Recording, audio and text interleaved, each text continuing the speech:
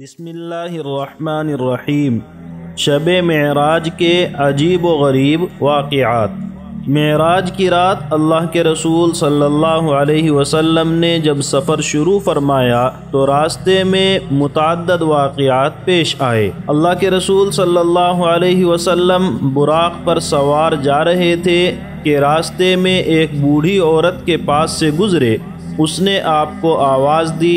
حضرت جبرائیل علیہ السلام نے کہا آگے چلیے اور اس کی طرف توجہ نہ کیجیے۔ آگے چل کر ایک بوڑھا نظر آیا، اس نے بھی حضرت صلی اللہ علیہ وسلم کو آواز دی۔ حضرت جبرائیل علیہ السلام نے کہا آگے چلیے۔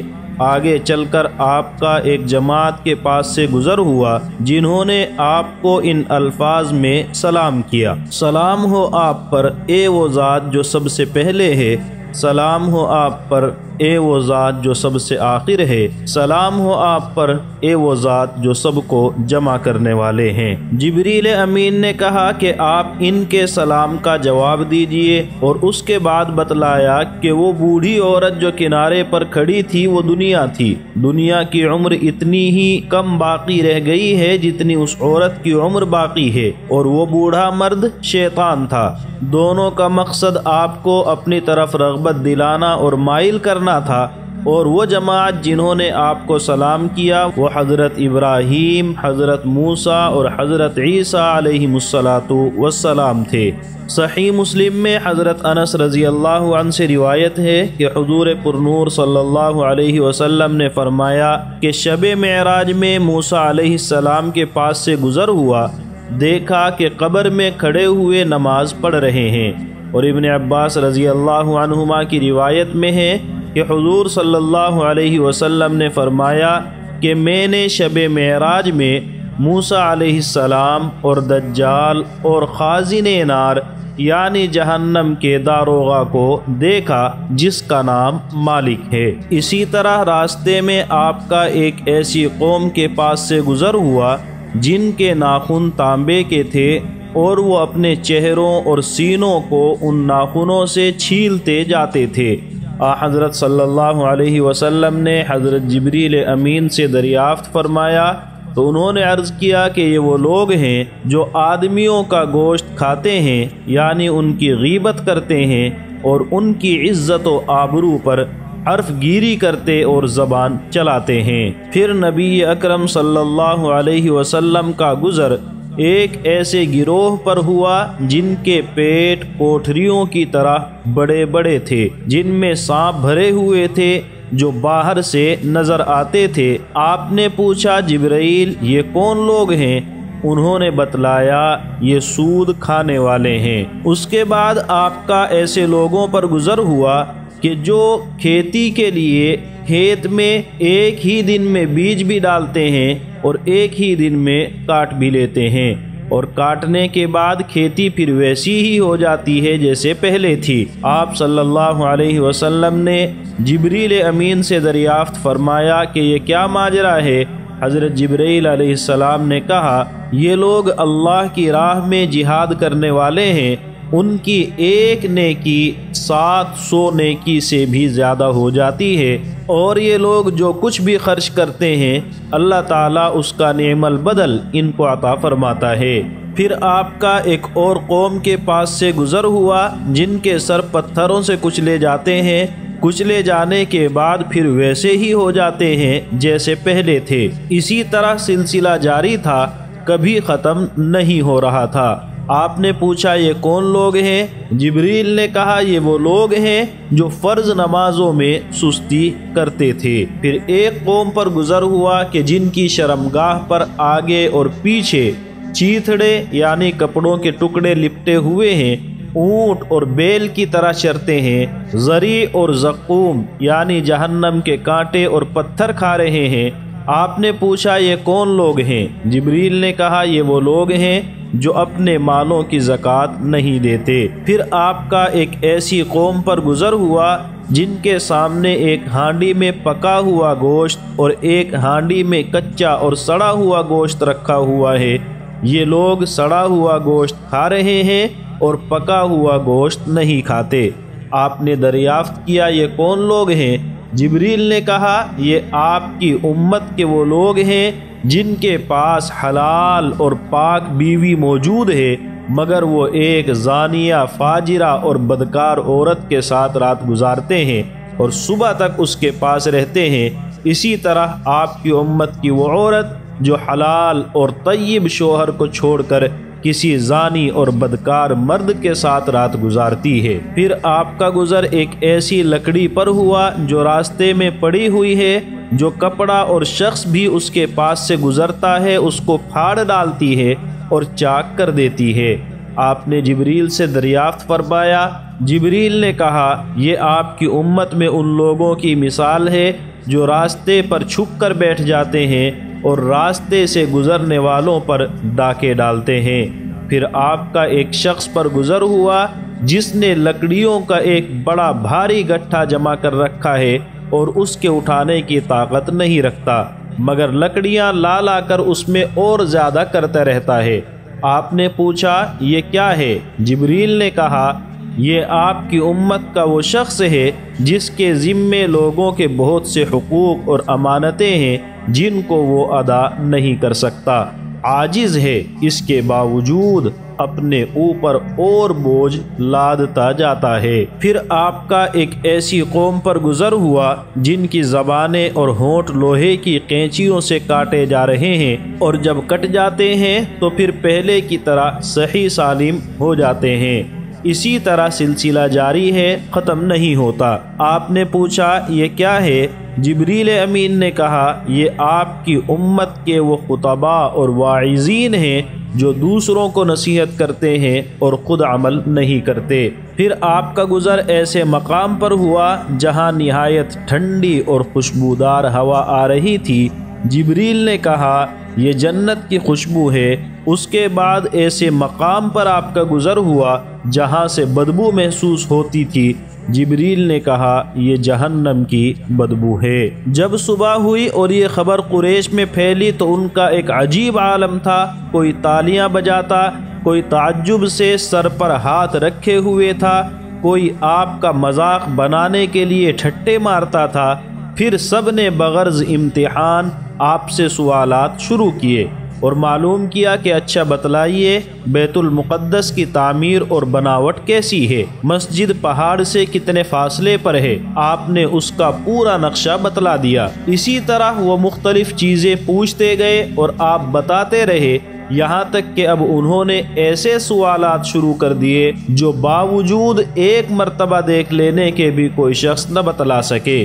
مثلا یہ کہ مسجد کے کتنے دروازے ہیں، کتنے طاق ہیں، وغیرہ وغیرہ۔ ظاہر ہے کہ یہ چیزیں کون شمار کرتا ہے، اس لیے آپ کو سخت الجھن ہوئی، مگر بطور معجزہ مسجد اقصی آپ کے سامنے کر دی گئی۔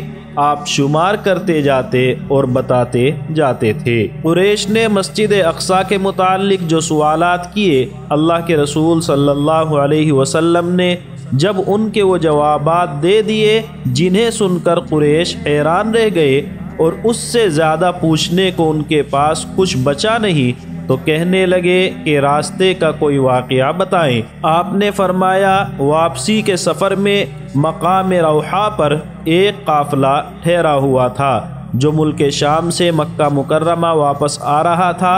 ان کا ایک اونٹ گم ہو گیا تھا، وہ سب اسی کی تلاش میں گئے ہوئے تھے۔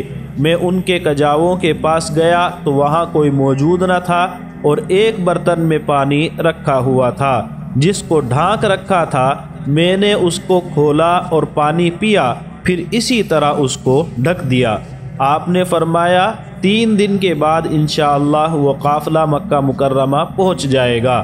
اس میں ایک خاکی رنگ کا اونٹ سب سے آگے ہوگا جس پر 2 بورے لدے ہوں گے، ایک کالا اور دوسرا دھاری دار۔ چنانچہ تیسرے دن وہ قافلہ اسی شان سے مکہ مکرمہ میں داخل ہوا اور قافلے والوں نے اونٹ کے گم ہونے کا واقعہ بھی بیان کیا اور کہا یہ واقعہ بالکل صحیح ہے۔ اس وادی میں ہمارا اونٹ بھاگ گیا تھا جو بعد میں مل گیا، اور انہوں نے یہ بھی بتایا کہ ہم نے ایک برتن میں پانی بھر کر ڈھک دیا تھا جو بعد میں ڈھکا ہوا تو ملا لیکن اس میں پانی موجود نہیں تھا، جس سے آپ کی سچائی ثابت ہو گئی۔ ایک روایت میں ہے کہ آپ نے راستے کی ایک نشانی یہ بتلائی کہ مجھے مقام ذی طویٰ میں ایک تجارتی قافلہ ملا جو شام سے آ رہا تھا۔ جب براق اس کے قریب ہوا تو اونٹ دہشت سے ادھر ادھر بھاگنے لگے۔ ان میں ایک سرخ اونٹ تھا جس پر 2 بورے لدے تھے، وہ تو بے ہوش ہو کر گر گیا، اور یہ قافلہ بہت جلد تمہارے پاس آنے والا ہے۔ لوگوں نے پوچھا کہ کب تک؟ آپ نے فرمایا کہ بدھ کے دن آ جائے گا۔ جب بدھ کا دن ہوا اور قافلہ نہ پہنچا یہاں تک کہ سورج ڈوبنے کے قریب ہوا تو آپ نے اللہ تعالیٰ سے دعا کی۔ اللہ تعالیٰ نے کچھ دیر کے لیے سورج کو غروب ہونے سے روک دیا، یہاں تک کہ وہ قافلہ آپ کی اطلاع کے مطابق اسی روز مکہ مکرمہ پہنچ گیا۔ ان واقعات سے آپ کا سچا ہونا ثابت ہو گیا، اور قریش نے حقیقت کو اپنی آنکھوں سے دیکھا اور کانوں سے سن لیا، لیکن انہیں ماننا نہ تھا، اس لیے نہیں مانے اور اپنی ضد پر ڈٹے رہے۔ بلکہ ولید بن مغیرہ نے یہ سب سن کر اور دیکھ کر کہا یہ جادو ہے، اور لوگوں نے کہا ولید سچ کہتا ہے۔ کچھ لوگ حضرت ابو بکر صدیق رضی اللہ عنہ کے پاس پہنچے اور کہنے لگے، لیجئے حضرت، آپ کے دوست محمد نے ایک نئی کہانی سنائی ہے۔ وہ کہتے ہیں کہ میں آج رات بیت المقدس گیا، وہاں سے آسمانوں کی سیر کرتا ہوا جنت اور دوزخ کو دیکھتا ہوا صبح سے پہلے واپس آ گیا، تم اس کی بھی تصدیق کرو گے؟ حضرت ابو بکر صدیق رضی اللہ عنہ نے جواب دیا کہ حضرت محمد صلی اللہ علیہ وسلم اللہ تعالیٰ کے پیغمبر اور رسول ہیں، اور جو کچھ بھی وہ فرمائیں سچ ہے۔ میں تو اس سے بھی زیادہ عجیب و غریب چیزوں میں آپ کو سچا مان چکا ہوں۔ میں ایمان لاتا ہوں کہ صبح شام ذرا سی دیر میں آپ کو آسمانی خبریں پہنچ جاتی ہیں، تو پھر اس میں کیا تعجب ہو سکتا ہے؟ میں ان کی تصدیق کرتا ہوں۔ اس کے بعد آپ اپنی جگہ سے اٹھے اور نبی اکرم صلی اللہ علیہ وسلم کی خدمت میں حاضر ہوئے اور عرض کیا، اللہ کے رسول، میں نے بیت المقدس کو دیکھا ہوا ہے، آپ بیان فرمائیں آپ نے کیا دیکھا ہے؟ آپ نے وہاں کے حالات اور واقعات بیان کرنے شروع کیے، اور حضرت ابو بکر صدیق رضی اللہ عنہ عرض کرتے رہے، یقیناً یہ صحیح ہے، بے شک یہ سچ بات ہے، واقعتاً درست ہے۔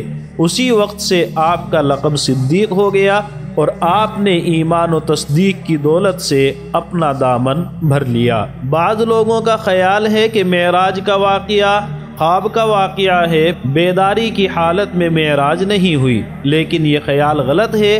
جمہور اہل السنت والجماعت کا مذہب یہ ہے کہ معراج بیداری میں آپ کے جسم مبارک کے ساتھ ہوئی ہے، جیسے عام انسان سفر کرتے ہیں، اور دلیل اس کی اجماع ہے، اور جن دلائل کی بنیاد پر یہ اجماع ہوا ہے ان میں غور کیا جائے تو یہ بات بالکل واضح ہو جاتی ہے۔ مثلا قرآن کریم نے اس واقعے کو بیان کرتے ہوئے سب سے پہلا لفظ ہی سبحانہ استعمال کیا ہے۔ اس میں صاف اشارہ موجود ہے، کیونکہ یہ لفظ تعجب اور کسی بڑے کام کے لیے استعمال ہوتا ہے۔ اگر معراج صرف روحانی خواب میں ہوتی تو اس میں کون سی تعجب کی بات ہے؟ خواب تو ہر مسلمان بلکہ ہر انسان دیکھ سکتا ہے کہ میں آسمان پر گیا، فلاں کام کیے، وغیرہ وغیرہ۔ دوسرا اشارہ لفظ عبد سے اسی طرف ہے، کیونکہ عبد صرف روح کو نہیں بلکہ جسم اور روح دونوں کو کہا جاتا ہے، اور یہی معنی مراد ہوں گے جب تک کہ اس کے علاوہ کسی دوسرے معنی کے لیے صاف طور پر بولنے والا اپنا بیان نہ دے دے۔ اگر یہ معراج خواب کی حالت میں یا روحانی طور پر ہوتی تو جس وقت مکے کے لوگوں نے آپ کی بات پر یقین کرنے سے منع کر دیا تھا یا بیت المقدس اور اپنے قافلے کے حالات پوچھے تھے تو آپ اس وقت بہت سہولت سے جواب دے سکتے تھے کہ میں بیداری میں اس کے ہونے کا کب دعویٰ کرتا ہوں جو تم ایسی باتیں کرتے ہو، اور آپ بیت المقدس کے حالات و کیفیت بیان کرنے کے متعلق فکر میں نہ پڑتے، جیسا کہ احادیث میں آیا ہے کہ آپ کو فکر ہوئی تو حق تعالیٰ نے مسجد اقصی آپ کے سامنے کر دی اور آپ نے اس کو دیکھ کر کے ساری چیزیں بتا دی۔ اس سے معلوم ہوا کہ معراج کا واقعہ جو قرآن کریم اور احادیث میں مذکور ہے وہ بلا شبہ بیداری کا واقعہ ہے اور جسمانی طور پر پیش آیا ہے۔ یہی اہل السنت والجماعت کا عقیدہ ہے۔ البتہ اس کے علاوہ چند مرتبہ آپ کو خواب میں بھی معراج کرائی گئی ہے۔ جن حضرات نے یہ فرمایا کہ معراج خواب میں ہوئی تھی، انہوں نے اسی واقعے کے بارے میں کہا ہے۔